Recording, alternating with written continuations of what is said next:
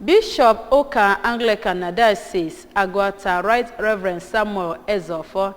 akpọgo oku ka agbasoo usoro udo na ịkparịta alụ wee kwụsị ya bụ ịkpọ ganigani na-arịpụ n'ezi dị elu ma gboo nsogbu enweghị nchekwa na akwarịkọ mpaghara South East Geopolitical Zone.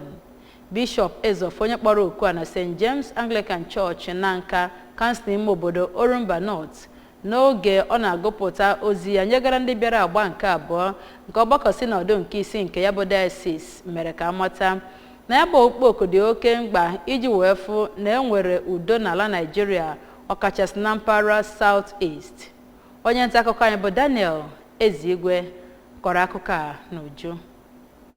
Bishop Ezeofor ka ọ na-agwa gọọmenti etiti ka a chọọ ụzọ dị iche iche a ga-esi wee weta udo ma chụnakwa ọgbaghara nke a na-enweta n'ebe dị iche iche n'obodo a nọrọ wee kọwaa na ọ dị mkpa ka enwee mkparịkọta ụka pụrụ iche iji wee hụ na ọgbaghara nakwa nkwafu ọbara nke a na-eme ugbu a ọkachasị n'ọwụwa anyanwụ Naijiria bụ nke e wetara n'isi njedebe. Ọ nọkwa wee yọọ gọọmenti etiti ka ha tọghapụ ndị niile atụrụ mkpọrọ bụ ndị na-ekwupụta obi ha ma kwuo na ya bụ amụma bụ nke ga-ahụ na tigbuo zogbuo nke a na-enweta n'ebe dị iche iche n'obodo a bụ nke e wetara n'isi njedebe. Chancellor nke ya bụ Diocese Justice Peter Obiora onye nyere ntụziaka ka e were ihe nkụpụta ya bụ bishọp ka ọ bụrụ akwụkwọ a ga-eji wee rụọ ọrụ na ya bụ Diocese nọ wee too ya bụ ozi ma kọwaa na ọ bụ nke dị oke mkpa n'ihe gbasara ọchịchị nke ala Nigeria ọkachasị oge ugbu a mgbe ya bụ obodo na-enwe ihe echemaka mgba dị iche iche. N'okwu ha ka President nke Agụata Council of Nice Sir Isaiah Ezesika nakwa ndị bịara ya bụ Synod Oriakụ Constance Ume nakwa Maazị Abụchinweọzọ nọrọ wee kọwaa na okwu gbasara ọchịchị n'agbanyeghị na ọ gbasatara obodo sara mbara